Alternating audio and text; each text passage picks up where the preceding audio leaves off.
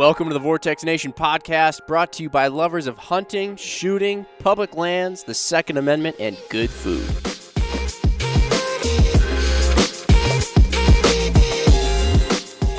All right, what's up, Vortex Nation? Got Jimmy to my right and Erik to my left, and we are coming at you today. We're going to talk turkey, and we're not talking turkey collar. We're not talking turkey breasts, the most meatiest part of the turkey. We're talking turkey legs and their notorious reputation for being tough. Some people even call them inedible. Some people, heaven forbid, don't utilize them to their fullest potential. Or at all. Yeah, even worse. There's a lot of meat on those things, Jay. Big time, Jay. And we didn't figure out a way, but we executed a way to get all that meat off the bones very easily, very efficiently. When we were done with those things, they were nothing but bones. It was incredible. It was seriously incredible. How much meat do you think that... So we had 4 legs. Yep. So 4 legs, thanks to Erik and Mark this spring. They got some turkeys. I'm sure you guys have done stuff with the other meat on the turkeys, but we had these legs left over, and we kept talking about for the longest time this idea of this turkey leg recipe, turkey leg street tacos. And it finally happened. And yeah, 4 legs. And honestly, I would say we fed there's definitely been about like between 12 and 15 people that have come in there and made some tacos thus far. So, and there's still lots of leftovers. That was somewhere in the 4 to 5 pounds of meat range. Easily. And we're talking pure, no tendons, nothing. I mean, just pure, rich, dark meat. The no tendons thing was what really got me the most, is how easily those came out without having to pick through them or, sift through and doing all your picking and whatnot. Just pulling them right out, fell right off the bone. I don't even know how to describe. Let's try and start giving people an idea, because we've mentioned how they're like notoriously hard to work with. I guess for whatever, that was like the first time I've seen them like that, turkey legs, the way that we had them out there, and they looked like. How do you describe it to someone who's never seen a turkey leg like that? I mean, it's got like all these weird. It looks like it came off like stalks of hay or something. Yeah. Like sticking out, and their tendons, and they're all, you can tell they would be just gnarly if you bit into one. Oh, yeah. I mean, they're hard. I mean, I would have to think, to my knowledge, they're inedible, or you definitely wouldn't want to try and tackle them. I don't think your stomach would appreciate you. No. So these things are just interwoven all throughout this leg. And when that leg is raw, those things are a bear to get out. Yeah, those turkeys, man, they're wound pretty tight. I mean, it's almost like you're trying to describe it, but it's almost like guitar strings. Yeah. Yes. I was going to say yes. Very tightly wound rubber bands or something like that everywhere in there. When you pull them out, it's almost like the quill of the feather. And I'd be curious to know exactly what it's made out of. This is a good question. I'm going to look this up. But it almost is like that middle part of the feather material in a tendony / bird bony form. I don't know. I thought they would have made good toothpicks when we were done. Yeah. So we had these things. The idea was, Mark kind of has gotten this recipe in the past from actually our friend Meat Eater for these street tacos, and they involved a braising method, essentially, which you thought back, actually before you even noticed on their on the website, they suggested even potentially doing this for turkey legs, but you thought just naturally that with all that sort of crap that the turkey legs have in them, perhaps letting them cook for, like a 5 hours, that's how long we did, braise them, that might help all that meat in there fall off, get separated from all the tendons, off the bone. Yeah, I mean, I've always done something with the turkey legs, but I mean, honestly, like they've always been really challenging for me, right? And it's kind of one of those things where you're like, man, there's got to be a better way. And so like you're saying, I went to the Meat Eater website, and Steve and those guys had a sweet street tacos recipe that I did with a bunch of deer roasts that I had in the freezer, and they turned out awesome. And then yeah, then the light bulb went on. I'm like, man, that was like so tender, and all that meat just like fell apart. I'm like, if turkey legs follow the properties of meat, they should do the same thing, and they did. Mm-hmm. So now let's walk people through kind of how we went about it, right? So we got this Nesco. That was our first successful move, really. I mean, I don't know how we could have done without that big Nesco. Found it online, and 22? 22 pounds. Brilliant. A brilliant device. Yep.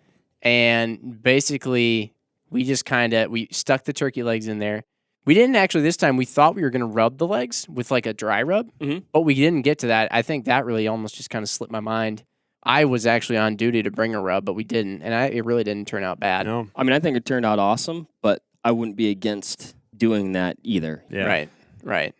And that Nesco, by the way, you bring it up. I mean, that was kind of it's essentially a larger crock pot. You can set it to, I mean, probably a lot of folks out there are super familiar. I mean, it's not a new device, right? But you can set it to, a certain temperature. By no means is it new. Right. No, we got ours still in the eggshell 50s white ish. Yeah, if you don't have one, your grandma probably does. She'll probably let you borrow it. Yes. So, but the nice thing about that one, I guess, versus maybe like a more standard crock, it has a kind of like a longer, bigger basin. Like we're talking about like, holding massive quantities of fluid or meat. And the turkey legs, they are a little bit longer, and they're a little bit awkwardly shaped. They kind of have that L shape to them. So, you kind of have to jockey for position to make sure that, once you get all the ingredients in there, that they're all kind of, covered, appropriately. And so that bigger, basin, if you will, I think, was definitely, because the one that we had originally, we're like, well, maybe we could chop them up, and then we went that route. So, and those legs, to put in perspective for people that maybe haven't shot a turkey before, haven't gotten into the legs, because myself, when I first saw a turkey leg come out of a turkey, there's a whole lot more than what you see on your Thanksgiving plate, just the drumstick. There's all that upper thigh, that thigh and that hip area, and that's where there's a ton of meat. Yeah. Oh yeah, that's where we're getting tons flaking off. Yeah. Mm-hmm. So if you're thinking turkey legs and you're just thinking drumstick, there's a whole lot more that comes up above that, which is why I think that big 22-pound capacity Nesco ended up being a game changer, because had we just gone with something smaller like the Ninja, for instance, right off the bat, we never would have fit all those in there. Yeah. No. And the other nice thing too with the Nesco that we had was the availability to sort of customize our temperature. Yep. Because that thing goes from, I think it goes actually from like just below 200, if not just right at 200, to like all the way up to 450. Yeah, something like that. So we just set her at 300 or something like that for 5 hours. Yeah, I mean, we cranked it up, got it going, backed it off to 3, and then essentially let it sit. So we did all we did. It was, about as simple as you can get when it came to food prep, because we just unfroze the legs. I think actually that's a Wisconsin thing, to unfreeze something. Yeah. Thawed, maybe. Yeah, thawed. Oh no, actually people in Wisconsin say unthawed. Yeah. Unthaw or dethaw. You're just thawing it, right? Really. So we unthawed it, and we threw them in there, and essentially you've got it right in front of you here, Mark. What was in the braise? So man, a lot of really good stuff. So yeah, threw the turkey legs in, thawed, and a couple bottles of Mexican beer. We used Corona. That's what I've used in the past. It seems to work, but I'm sure a Pacifico or a Negro Modelo or a Dos Equis would do equally fine. They're all fantastic You're brews. a connoisseur. I like those Mexican beers. Mm-hmm. We ended up, I think, because we kind of had that larger pot to deal with, we actually threw a third beer in there just to have more fluid to cover it. But a couple specialized ingredients that you may not have, around the kitchen, but you can get them from any grocery store. Some cumin, actual cinnamon sticks, whole cloves, which are kind of like they have an awesome smell to them and impart a really cool flavor to it. Steven, those guys from Meteor recommended 6. We may have doubled that, but we had a little bit more fluid in there. So, I think all in all, I don't think if you stay kind of around these, what I'd call guidelines, I think you're going to be just fine. I wish I could quote you on how that went down this morning, because all I remember was you threw them in. You're like, 12 cloves, recommended 6. Something like that, but they kind of all came out at the same time. It is all documented on IGTV. This is true. Will be. We did get some video on it. Coarsely chopped onion, some couple cloves of garlic, regular garlic cloves, just chopped up, salt and pepper, 2 oranges, just halved. We just halved them and then squeezed the juice out and threw the oranges into the pot. Yep. Did the same thing with a couple of limes. I feel like I'd almost recommend just doing 1 lime. We did 2. I don't know what it was. We'll get to that. Okay. We'll get to that. So we threw these ingredients. Are we missing any? I think that is about it. That's it for the for the braising liquid. That was about it. All right. So we threw those in and we put it on 300, and then essentially just it's a patience waiting game. I did like the tops of the turkey legs were not quite completely covered, so we just flipped them halfway through. That seemed to work fine. Oh, that's right. Okay. So then while that was going, we made our salsa. And so we'll do this podcast almost similar. You're going to have to be patient if you want to hear how the turkey legs came out. Right. We won't make you wait 5 hours. But we made the salsa. We recommend doing some kind of like a pico. Yep. Salsa that tends to work best with street tacos. That was my duty. Erik and Mark shot the turkeys in this case, so I was the salsa boy. And went with a red pico, so just 4 tomatoes chopped up, half a red onion, half a white onion, cilantro. Gosh, those things are simple. Jalapeno, that was the other one. And it's so good. It is good. And so that turned out really well. It went well with the end result. Also went with a green one. This one is a little bit of my becoming less and less secret recipe. Tomatillos, so for a green pico. Tomatillos, green pepper, jalapeno, pineapple, half a red onion, garlic, cumin, chipotle powder, salt, and pepper. How many tomatillos? I go for like 4 or 5. And then I also do, what's that other? Shoot. Jalapeno. Did I say that? Oh, I did say that. I know I'm missing. Oh, lime. Got to throw some lime in there. Yep. On both of them. Yeah, definitely. There was lime on both those. And the jalapenos, you didn't de-seed them at all. Don't de-seed them, no. Oh, speaking of jalapenos, we threw those in with we threw one in with the turkey because we had an extra. We did, yeah. Just for spice. Mm-hmm. So that was. You know what? I feel like I could almost sense that in there too. Mm-hmm. There was a little bit of heat. It could have been some of the other stuff, but there was a little bit of heat on it. Not much at all, but like. Mm-hmm. All right. So now they've been patient enough. How'd the turkey come out? This was really the incredible part. So I'll say this. To me, it was the best utilization of turkey legs that I've ever experienced. So you got to explain, though. So we pull the lid off these things, and they look nice and dark. Not like burnt dark, but just like it's dark meat. Mm-hmm. They look nice and dark and cooked. And when you pick that thing up, actually you forked into it at first. Yep. The tenderness and fall apartness of those things was off the charts. That was like, I've done pulled pork, and sometimes my pulled pork hasn't come out that good. That like fall apart. It was pretty crazy, and then keep talking about those tendons, but they are such a bear to deal with in those things. And literally you'd kind of hold, I guess what I'd call like the shank of the turkey leg, and then just grabbed a regular kitchen fork and held on to it and, kept tension on it and flaked that meat off, and it came out, and just by hand, you'd pull some of those tendons out along the way, and it was super simple, and everything really fell away super easy. You could pull a tendon off of the meat, and it would have a little, maybe tiny chunk of meat that gripped to it for a second, and you could almost use it like a skewer, like a kebab. Just like put your mouth around it, and then just take the meat right off, and then just throw the tendon out in your bone bucket. And we set up a bone bucket. Everything just plucked right out. Yep. I think you had one that was a little bit tougher than the others for some reason. Mm-hmm. It seemed like that one might have either been not fully submerged in the beer mix that we had going on. Mm-hmm. Either that or it was way over to the side, maybe not getting as much heat or something like that was going on. But even that one, at least once you got like a fork or two on it, it pulled apart just fine. I mean, we ended up with, like we said, probably about 4 or 5 pounds of meat, just all, pure dark meat, shredded, we kind of hit it a little bit with a knife and fork and a little bit just to shred it a little bit further. And we sampled a little bit of it actually right then before we threw it in the Ninja. Right. And the Ninja is essentially like another more regular looking crock pot that also has the ability to stovetop, like what is that called? Sear. Yes, Sear. Thank you. The sound effect does it all. It really has the ability to act like a regular frying pan on the stove. Yep. So then we just use that to crisp it up, kind of like you would do with carnitas. You throw that in. And since it's turkey too, it helps to put a little juice on it. Mark thought maybe I was doing a little bit much juice, but you don't want to dry it out when you sizzle them like that. So threw a little juice on them, threw a little honey in there too. And so that's what I wanted to get at though, because when we first sampled it just straight, after we'd kind of shredded it. Oh, right. Like it had a little bit of I would call it like a tartness. This is where we were talking about our orange and lime. Yeah. Yep. And it wasn't unpalatable by any means, but it was just like a little bit sharp. And really, you probably wouldn't, once you kind of got the other ingredients around it, like you wouldn't, and I'm not talking a wild game sharp or anything like that. It wasn't offensive or anything like that. It just kind of had a sharpness to it. But once we started searing it, we added, which is an ingredient on the list to add at this point in time, we added pretty liberal amount of honey. And that does, a couple things. It adds a little bit of sweetness, a little bit of natural sweetness.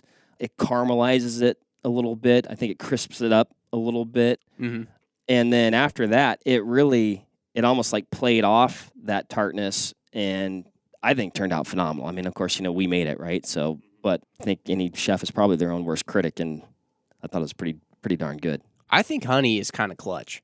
Mm-hmm. I think that I was just telling Mark about this earlier when we were putting honey in on that turkey and we were trying to brown it up a little bit, similar like you do with carnitas. I was telling how last night my wife and I made chicken stir fry and just kind of one of those sort of last minute meals to throw together. And I made my stir fry sauce. I like to do it with honey, and I put in too much honey sort of on accident. But then when I ended up pouring it on top of the chicken when it was in the skillet, my chicken all of a sudden got this, it went from like just average looking chicken like you do in a skillet to then getting this really dark, like ooey gooey exterior kind of look to it. Mix that around and let it just go in the skillet for a while. And it got just this awesome dark that ended up being crispy on the outsides and on the edges. I almost thought that I made fried chicken. Yeah. But it wasn't, and it was just that honey kind of like, after it heated up, it just sort of, and it caramelized. It must have caramelized around the chicken, and I don't know the science of cooking, right? All I know is what tastes good, what doesn't taste good. And, it sounds like chicken candy, which sounds delicious. Candied chicken. But anyway, that's what I thought of when we put it in this turkey. And when we did, like you said, one, that sort of tart flavor was sort of equalized. It just sort of neutralized it. And then two, we did start to get a little bit of that brown going on around the edges. I wouldn't do it, if like a listener out there, I wouldn't do this for too terribly long. Yeah. Let it sizzle just because, again, it's turkey. It might dry out a little bit too much. But do that. Use maybe some of the juices from your braised or from your Nesco.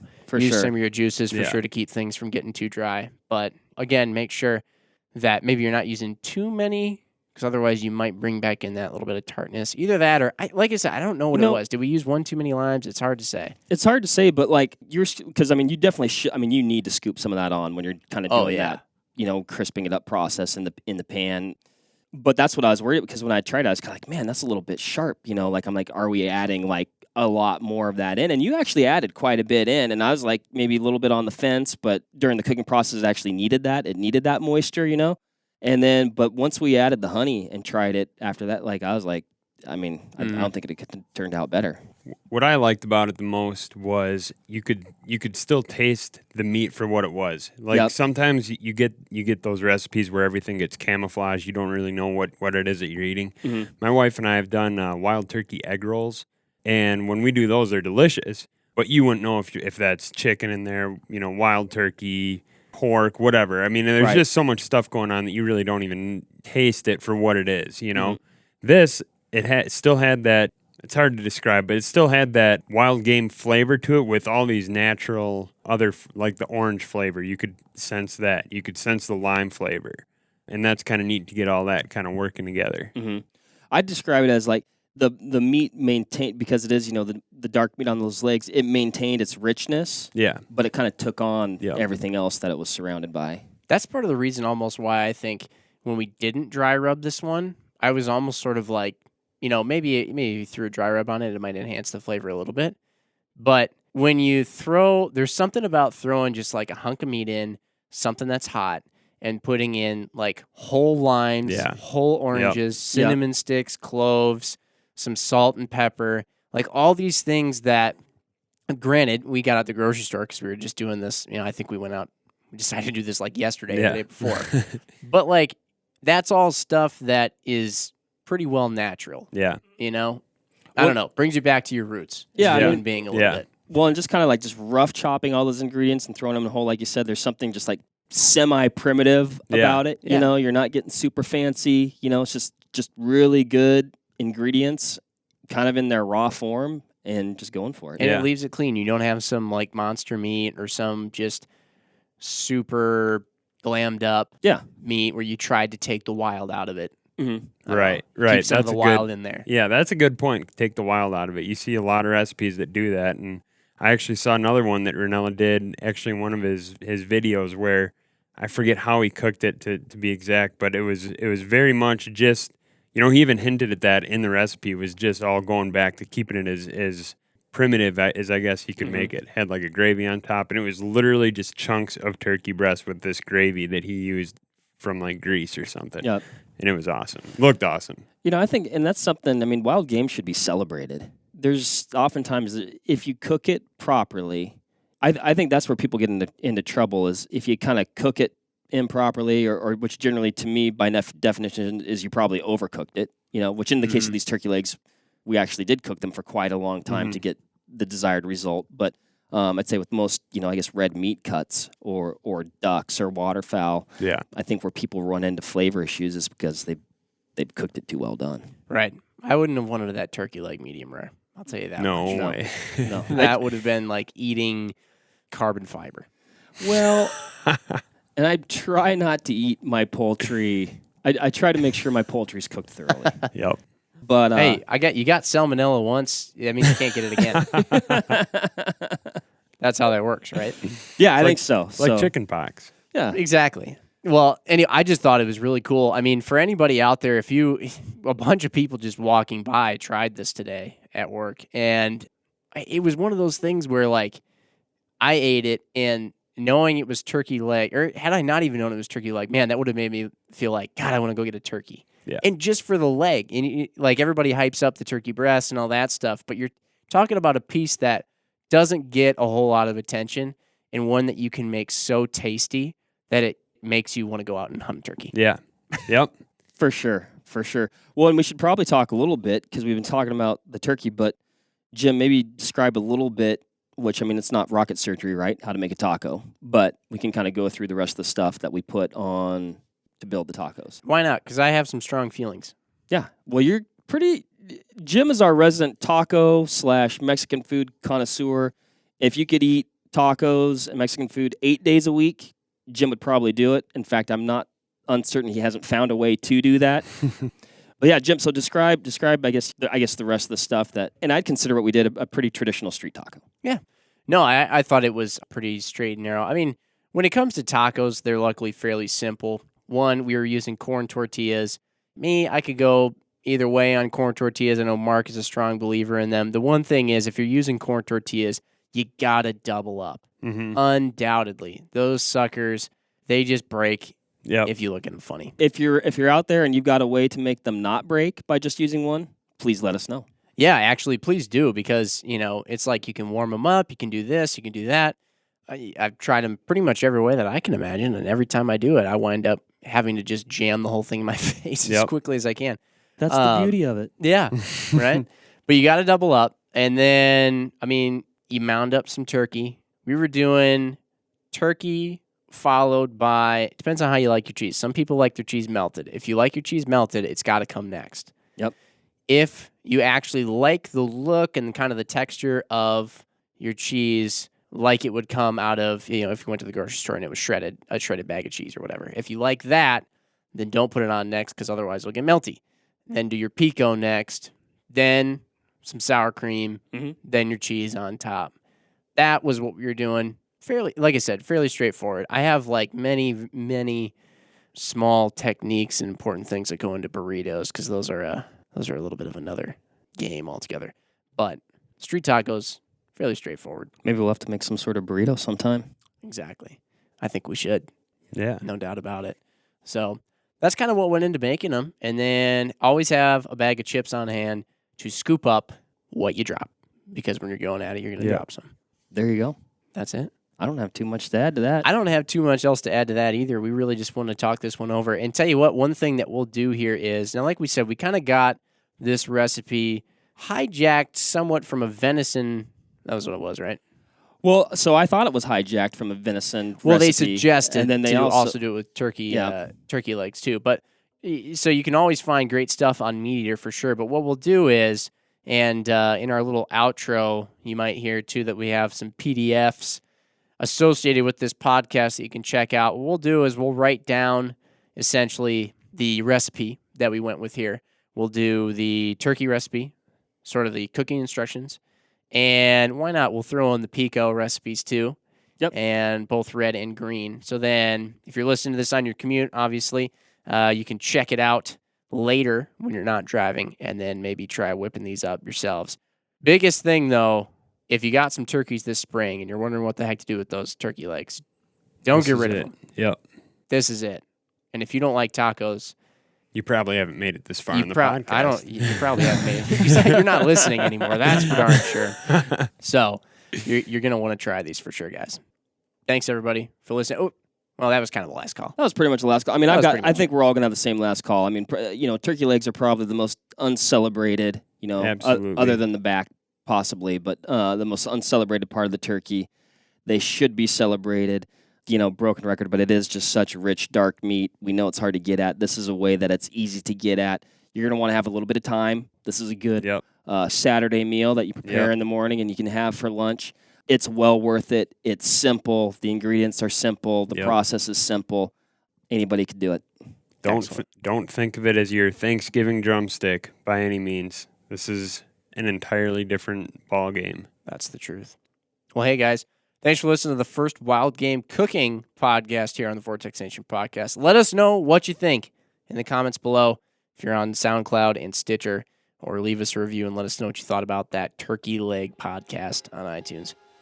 Thanks again, everybody. Have a good one.